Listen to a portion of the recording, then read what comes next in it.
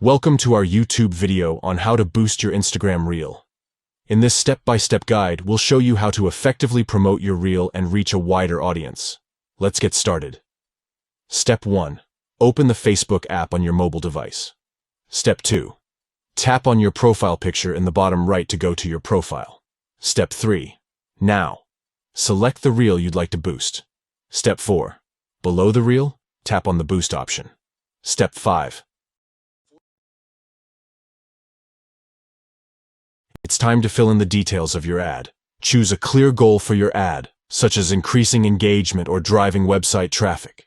Next, define your target audience based on demographics, interests, and behaviors. Set a daily budget that aligns with your advertising goals and determine the duration of your ad campaign. Step 6. Once you've completed these details, tap Next. Step 7. Finally, to complete your ad, tap Boost Reel under Review Your Ad, and there you have it. You've successfully boosted your Instagram Reel to expand its reach and maximize its impact. Thank you for watching our video on how to boost your Instagram Reel. Don't forget to like, comment, and subscribe for more helpful guides. Stay tuned for our next video.